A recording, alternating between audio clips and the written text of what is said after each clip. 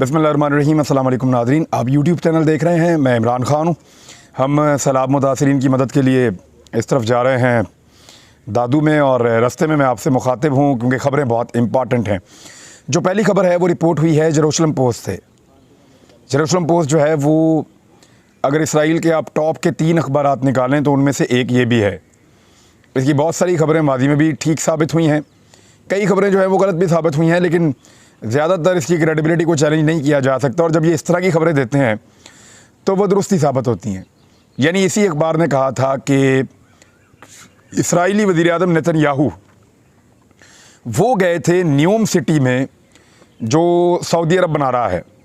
वहाँ पे अमरीकी वज़ीर ख़ारजा उस वक्त के, और उनके साथ जिन्होंने रिसीव किया था वो मोहम्मद बिन सलमान थे। ये क्लेम इस अखबार ने और दीगर अखबारात ने किया था गालिबन। मुझे जहाँ तक याद पड़ता है ये भी अखबार उसमें शामिल था, और उसकी तरदीद नहीं की जा सकी थी इसराइली हुकूमत की जानिब से। तो अब इन्होंने एक क्लेम पाकिस्तान के बारे में कर दिया है, और ये बहुत बड़ा क्लेम है। वो कौन है जो चाहता है कि पाकिस्तान इसराइल के करीब आ जाए, या पाकिस्तान इसराइल के साथ ताल्लुकात को बेहतर करे, या उसके लिए गुंजाइश पैदा करे? देखिए, पाकिस्तान में कुछ सहाफ़ियों को माजी में कहा गया है, और काफ़ी बासर लोगों ने सहाफ़ियों के ऊपर ये दबाव डाला है कि आप ऐसी बात करें जिससे इसराइल के लिए गुंजाइश पैदा हो। उसका रीज़न ये है कि अरबों ने इसराइल से ताल्लुकात बना लिए हैं, वो उनके साथ कारोबार कर रहे हैं, वो उनके साथ मामलात ज़िंदगी को आगे बढ़ा रहे हैं जिनकी असल में जंग थी। अगर अरब फ़लस्तीनियों के लिए आवाज़ नहीं उठा रहे तो आप यहाँ, पाकिस्तान एक दूर दराज मुल्क है, पाकिस्तान के उतने वसाइल भी नहीं हैं, और फिर आप इसराइल के साथ एक दुश्मनी ले रहे हैं जिसका आपको लगातार आलमी सतह पर नुकसान हो रहा है। इस किस्म की बातें जो हैं वो सहाफ़ियों को बताई जाती थी। फिर उनसे एक्सपेक्ट किया जाता था कि वो इसको जाकर वो करेंगे भी। कुछ सहाफ़ियों ने जो है वो इस पर कभी बात की, कुछ ने नहीं की, कुछ पे तनकीद हुई, और ये मामलात ऐसे ही हैं। मुझे भी एक सहाफ़ी ने ही बताया था कि उससे एक बहुत बड़ी बासर शख्सियत ने क्या बात की थी। बहरहाल ये ख़बर ज़रा आप सुन लें। और PMLN के दौर में माजी में भी इस किस्म की डेवलपमेंट्स हो चुकी हैं। मरीम नवाज़ साहिबा ने एक मरतबा एक ट्वीट कर दिया था, और बाद में पता चला, उन्होंने ट्वीट ये सोच के किया था कि ये इमरान खान फंस रहा है। तो वो सहाफ़ी ने बाद में बताया कि इमरान खान नहीं फंस रहा, ये आपके वालिद गिरामी के दौर की बात मैं लिख रहा हूँ कि आप लोग ये मुज़ाकरात इसराइल के साथ या मामलात इसराइल के साथ आप लोग चला रहे थे। तो अब आ जाएँ कि अब क्या हुआ है लेटेस्ट। इसमें यह है कि जेरूशलम पोस्ट में शाया होने वाली रिपोर्ट के मुताबिक पाकिस्तान और इंडोनेशिया के सफारती वफूद इस हफ्ते खुफिया दौरों पर इसराइल में मौजूद हैं। मौजूद होंगे नहीं, मौजूद हैं, वो लिख रहे हैं।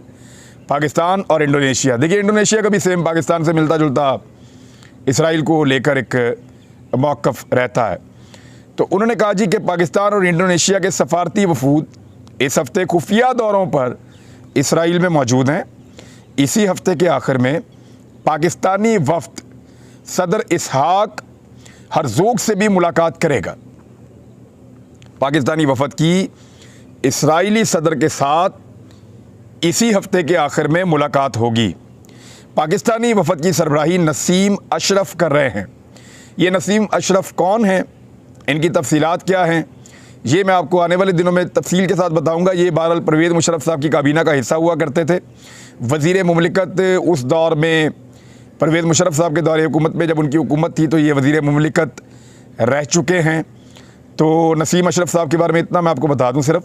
और परवेज़ मुशर्रफ साहब के दौर में भी कुछ इसराइल के मामले पे हिलजुल हो रही थी, और इमरान खान साहब ने बिल्कुल साफ चिट्टा इनकार कर दिया था कि जब तक फ़लस्तीनियों को उनका हक़ नहीं मिलेगा तब तक मैं इसराइल को तस्लीम नहीं कर सकता। यही बानी पाकिस्तान कायदे आज़म का मौक़िफ़ था। बल्कि इमरान खान साहब एक कदम और आगे बढ़ गए, और उन्होंने कहा कि अगर मैंने इसराइल को इन हालात में तस्लीम कर लिया, जब वो फ़लस्तीनियों का खून बहा रहा है और उनको मस्जिद में नमाज भी नहीं पढ़ने देता, और उनको उनका बुनियादी हक़ आज़ादी का नहीं मिल रहा, तो मैं अपने अल्लाह को क्या जवाब दूँगा। तो उस दिन बहुत सारे लोगों ने कहा था कि इमरान खान साहब का इख्तिताम अब शुरू हो गया है। वजह यह है कि जब इस लेवल पे आके कोई आदमी इनकार करता है तो फिर उसके ख़िलाफ़ आलमी सतह के ऊपर बहुत सारी चीज़ें हो जाती हैं। इस किस्म की बातें उन दिनों में की जा रही थी। बाद में हमने इमरान खान साहब की हुकूमत को गिरते हुए और रजीम चेंज होते हुए देखा। बहरहाल ये अखबार क्या लिख रहा है, हम इस तरफ आते हैं वापस। वो कह रहे हैं कि दौरा इसराइल के दौरान पाकिस्तानी वफ़द को इसराइल भर के दौरे भी करवाए गए। मुख्तलिफ़ इलाके, मुख्तलिफ़ शहर, उनकी तरक्की, उनकी बहुत सारी चीज़ें वो दिखाई गई पाकिस्तानी वफ़द को। रिपोर्ट में मज़ीद बताया गया है कि वफ़द में कराची से ताल्लुक़ रखने वाले एक सहाफ़ी भी शामिल हैं। अब ज़रा मेरे कराची वाले दोस्त देख लें अपने इर्द गिर्द कौन गायब है, और ज़रा चेक कर लें हमारी बरादरी में से कौन सा ऐसा बंदा है जो इस वक्त कराची में मौजूद नहीं है और गायब है, और उसका ज़रा पता करवा लें, वरना आने वाले दिनों में पता तो चल जाएगा कि ये कौन सा सहाफ़ी है जो पाकिस्तानी वफ़द के साथ चीज़ों को देखने के लिए इसराइल में मौजूद है। इससे पहले एक सहाफ़ी अहमद कुरैशी, आपको याद होगा, वो उसने इसराइल का दौरा किया था और बाद में उसको पाकिस्तान के सरकारी टेलीविज़न से इसलिए निकालना पड़ा कि पाकिस्तान में बहुत बड़े पैमाने के ऊपर एहतजाज हुआ था। अब सवाल ये पैदा होता है कि क्या इस मामले के ऊपर फजलुर रहमान साहब और बाकी तमाम पॉलिटिकल पार्टीज़ जो PDM का हिस्सा हैं, वो तमाम ये सवाल पूछेंगी हुकूमत वक्त से, और क्या शहबाज शरीफ साहब से ये सवाल पूछा जाएगा? क्योंकि शहबाज शरीफ साहब ने कल ही कहा कि पाकिस्तान आलमी तन्हाई का शिकार अब नहीं रहा। तो क्या ये इसराइल से ताल्लुकात बनाने पे आप आलमी तन्हाई से निकलना जा रहे हैं? क्या कर रहे हैं? इसके ऊपर एक क्लैरिफिकेशन आनी चाहिए महकमा खारजा की, और जेरूसलम पोस्ट के ऊपर केस करना चाहिए आलमी सतह के ऊपर कि वो पाकिस्तान के खिलाफ ऐसा प्रोपेगेंडा कर रहा है। नहीं करते तो आपको लग पता जाएगा। बहरहाल देखिए, इस मामले में मैं कोई स्टेटमेंट नहीं दे रहा, लेकिन मैं आपको ये कह रहा हूँ कि पाकिस्तान का एक मौक़िफ़ रहा हमेशा से, वो ये कि फ़लस्तीनियों को उनका हक़ मिल जाए। यही अक़वाम मुत्तहिदा का सबका है कि फ़लस्तीनियों को उनकी रियासत मिल जाए, उनका हक़ मिल जाए जो उनका बुनियादी हक़ है, और उनको अपनी इबादात और जो कुछ भी वो अपनी रसूमात अदा करते हैं उसके लिए मुकम्मल आज़ादी हासिल हो। तो फिर तो इसराइल से कोई प्रॉब्लम नहीं है। दुनिया भर के मुल्कों से हमने जो गैर मुस्लिम ममालिक हैं उनसे ताल्लुकात हैं और रहते हैं और रहने चाहिए, लेकिन प्रॉब्लम यह है कि फ़लस्तीनियों को उनका राइट नहीं मिलता और वो मिलना चाहिए। यही पाकिस्तान की डिमांड है शुरू से। मरीम नवाज़ साहबा और नवाज़ शरीफ साहब को एवन फील्ड रेफरेंस के अंदर मेरे ख्याल में अब फारिग कर दिया जाएगा, और कुछ लोग कह रहे हैं डील का हिस्सा है, और कुछ सहाफ़ी भी ये कह रहे हैं कि ये डील का हिस्सा है और ऐसा होगा। मरीम नवाज़ साहबा को उनका पासपोर्ट भी वापस मिलेगा, उनका केस भी ख़त्म हो जाएगा, क्योंकि नैब अब किसके कंट्रोल में है? हुकूमत के। नैब का चेयरमैन कौन है? हुकूमत को पता है। सारा कुछ किसके कंट्रोल में? हुकूमत जानती है। और नैब ने अब केस लड़ना है, सारी दुनिया जानती है कि उन्होंने नहीं लड़ना, लिहाजा अब किसी भी अदालती सवाल का तसल्ली बख्श जवाब नैब नहीं देगा और गुंजाइश पैदा करेगा कि मरीम नवाज़ और नवाज़ शरीफ जो हैं वो बाइज़्ज़त बरी हों उन केसों के अंदर जिनके अंदर उनको सज़ाएँ हो चुकी हैं। अब कुछ सवालात मैं आपके सामने रख देता हूँ। नंबर एक ये है कि अदालत ने हदायत की कि नैब बताया कि अपार्टमेंट ख़रीदने के लिए अदायगी नवाज़ शरीफ ने की। नंबर दो, नवाज़ शरीफ का कंपनियों के साथ ताल्लुक़ साबित करें। नंबर तीन, कंपनियों का फ़्लैट के साथ ताल्लुक़ साबित करें। नंबर चार, फ़्लैट्स 1993 में ख़रीदना साबित करें। फिर इसके बाद फिर मरीम नवाज़ का फ़्लैट से ताल्लुक़ साबित करें। यानी ये आसान तरीन ज़बान में सवालात पूछे गए हैं। इन सवालात को नैब कभी साबित नहीं कर सकता तब तक जब तक कि नैब का जो तरमीम शुदा नया कानून है वो लागू है। वजह क्या है? नैब के नए कानून के मुताबिक जो वज़न है सारा का सारा सबूत प्रोवाइड करने का वो नैब पे आ गया। अब नैब को देना पड़ेगा। इससे पहले और अब कानून में फ़र्क क्या है मैं आपको बता देता हूँ। टेक्निकली मरीम नवाज़ और नवाज़ शरीफ को बचा लिया गया है, इसमें अदालत का कोई कसूर नहीं है, नैब का कोई कसूर नहीं है, कानून ही बदल दिया गया है। मिसाल देता हूँ आपको मैं, मिसाल के तौर पे मेरे पास बहुत आसान मिसाल देता हूँ। मेरे पास ये लैपटॉप है, ये मेरी हैसियत से ज़्यादा महंगा है, तो नैब पूछेगा आपका है, मैं कहूँगा जी मेरा है। वो कहेगा जी कहाँ से लिया, पैसे कहाँ से आए। पहले कानून ये था कि मैंने बताना है कि मेरे पास पैसे कहाँ से आए कि मैंने ये ले लिया है, क्योंकि ये मेरी हैसियत से ज़्यादा का है।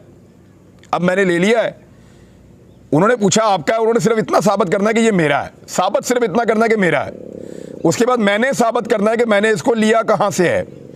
इसी तरह अब ये कानून ये कहता है कि पहले नैब ने ये साबित करना है कि ये मेरा है, और उसके बाद नैब ने साबित करना है कि मैंने ये कहाँ से लिया है। तो ये तो जादूगरों वाला कानून हो गया ना कि नैब को ख्वाब आएंगे और जादू बन जाएगा कोई और उसको पता चल जाएगा कहाँ से लिया है। एक आदमी ने एक प्रॉपर्टी ले ली 1 अरब की और नैब ने साबित करना है कि प्रॉपर्टी इसकी है, साबित हो गया जी इसकी है। अब पहले ये होता था कि उस बंदे ने बताना है कि मैंने 1 अरब रुपया कहाँ से लाया मैं जो मैंने ये प्रॉपर्टी ली है। अब ये साबित नैब ने करना है कि ये 1 अरब रुपया कहाँ से लाया जहाँ से इसने प्रॉपर्टी ली है। तो इतने आराम से वाइट कॉलर क्राइम में सियासतदान तो नहीं फंसते। पूरी दुनिया से हमने अपना कानून तब्दील कर दिया। तो बहुत मुबारक हो पाकिस्तान को। मरियम नवाज साहब और नवाज शरीफ साहब बाकायदा एक डील के तहत जैसी हुकूमत आई, ऐसा लगता है उसी तरह ये निकल जाएंगे। अब आ जाए मरियम औरंगज़ेब और जावेद लतीफ़ के ख़िलाफ़ पेशावर में भी मुकदमा दर्ज कर लिया गया है और ये लोगों को मजहबी जज्बात को भड़का रहे हैं लोगों के। और एक रहमानुल्लाह साहब हैं, उन्होंने दरख्वास्त दी थी, उनकी दरख्वास्त के ऊपर ये मुकदमा दर्ज किया गया है और उसमें यही कहा गया है कि इन लोगों ने लोगों के मजहबी जज्बात को भड़काने की कोशिश की है और इस तरह तो एक लीडर के ऊपर जो है वो कोई कातलाना हमला कर सकता है। और इमरान खान साहब को इस बारे में खुफिया इतलात मौजूद हैं और पाकिस्तान के बड़े अहम हिसास एरिया से उनको ये इन्फॉर्मेशन मिली है। इमरान खान साहब को पंजाब असम्बली में वज़ीर आज़म के ख़िलाफ़ आर्टिकल 6 के तहत कार्रवाई की करारदाद मंजूर कर दी गई है। क्यों की गई है ज़रा टेक्निकली समझिए, अब ये बड़ी ज़बरदस्त चीज़ है। नवाज शरीफ साहब कौन है? इश्तिहारी। नवाज शरीफ साहब कौन है? मफरूर है। नवाज शरीफ साहब कहाँ हैं? बरतानिया में हैं। नवाज शरीफ पाकिस्तान के किसी मामले के अंदर मुदाखलत नहीं कर सकते। जेल में इस वक्त कानून के मुताबिक उनको सज़ा काटनी चाहिए। वो बाहर बैठ के फैसला कर रहे हैं कि पाकिस्तान का आर्मी चीफ कौन होगा। इसी बात से इमरान खान ने मना किया था और कहा था मेरिट पे होना चाहिए, तो इस पर फ़ौज में शदीद गमो गुस्सा आ गया था DGI-SPR साहब के मुताबिक। अब इमरान खान साहब ने सवाल पूछा है कि अब आपको गमो गुस्सा, यानी सारी पाकिस्तानी कौम ही पूछ रही है कि अब गमो गुस्सा क्यों नहीं आ रहा जब एक मफरूर इश्तिहारी के बारे में वुज़रा कह रहे हैं कि वो बाहर बैठ के फैसला करेगा और मुशावरत करेगा कि पाकिस्तान का आर्मी चीफ कौन होना चाहिए। और मैं आपको एक इन्फॉर्मेशन दे देता हूँ पक्की, अब तक की इतला के मुताबिक, सोर्स मेरे पास भी हैं और बड़े शानदार हैं। अभी तक PMLN वाले यही पता करवाना चाहते हैं कि सोर्स कौन है, इनको कभी भी पता नहीं चलेगा इंशाल्लाह। नवाज शरीफ साहब ने साफ इनकार कर दिया है शहबाज शरीफ साहब को कि जनरल कमर जावेद बाजवा साहब को एक्सटेंशन नहीं देनी।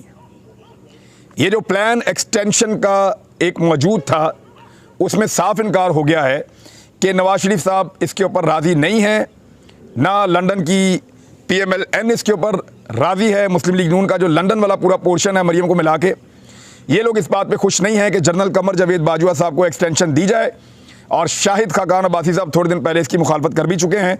तो बहरहाल ये खबर आप महफूज रखें कि मियाँ साहब नहीं चाहते, अब शहबाज शरीफ साहब कोई अपनी मर्ज़ी करना चाहते हैं या मनाने की कोशिश करें तो अलग बात है। लेकिन शेख रशीद की खबर है कि लंदन वालों ने बात नहीं सुनी शहबाज शरीफ की और उनकी बात मानी भी नहीं। तो आर्टिकल 6 के तहत जी कह रहे हैं शहबाज शरीफ पे मुकदमा करो, क्योंकि ये मफरूर इश्तिहारी से लंदन में जाके मशवरा कर रहे हैं कि पाकिस्तान का नया आर्मी चीफ कौन होगा। वैसे पाकिस्तान एक एटॉमिक पावर है, उसके आर्मी चीफ का तायुन जो है वो आईनी और कानूनी तरीके से होना चाहिए। ऐसे लोग जो इश्तिहारी हों, मफरूर हों, उनको कोई हक नहीं है कि वो इस किस्म के अहम फैसले करें। मरियम नवाज साहबा ने कहा है कि इमरान खान में हिम्मत है तो धमकाने वालों के नाम लें, ये X और Y क्या होता है। इमरान खान साहब जिनसे मुखातिब है ना मरियम नवाज साहबा, वो बहुत सियाने हैं। ये जो लोग हैं ना पाकिस्तान की मिडिल क्लास, ये बड़े तगड़े हैं, ये ज़हनी तौर पे बड़े मिच्योर हैं। इनको पता है X क्या है, Y क्या है, Z क्या है, ये सबको जानते हैं और इनको बहुत सारा कुछ बताने की ज़रूरत नहीं होती। इनको एक इशारा चाहिए होता है और ये सब समझ जाते हैं। मे बी आप ऐसे लोगों से मुखातिब होती हो जहाँ पे बहुत कुछ बताने की ज़रूरत पड़ती हो, या हो सकता है आपको ये समझने में थोड़ी दिक्कत आ रही हो मरियम नवाज साहबा। लेकिन पाकिस्तानी एक एक बंदा और बच्चा बच्चा जानता है जिनको इमरान खान साहब एड्रेस कर रहे हैं। वो बेवकूफ़ नहीं है जो उठ के इतनी बड़ी तादाद में जलसों में आ जाते हैं। वो बेवकूफ़ नहीं है जो इतनी बड़ी तादाद के अंदर इकट्ठे हो जाते हैं। उनको पता है कि किसके बारे में इमरान खान बात कर रहे हैं और वो उसके ऊपर रिस्पॉन्ड भी करते हैं। क्योंकि आप लोगों को समझ नहीं आ रही, माजी में आप लोग भी खिलाई मखलूक और बहुत सारे ऐसे अल्फाज इस्तेमाल करते रहे हैं। लेकिन चले, अब ये उकसाने का एक तरीका होता है कि मामला इनका और ज़्यादा बिगड़े। तो इमरान खान साहब को इस बात की मेरे ख्याल में अब फिक्र नहीं है। वो बार बार धोखा खाने के बाद इस नतीजे पर पहुँचे हैं कि इलेक्शन उनको दिया नहीं जाएगा, उनको या अवाम को इलेक्शन पाकिस्तान में छीनना पड़ेगा।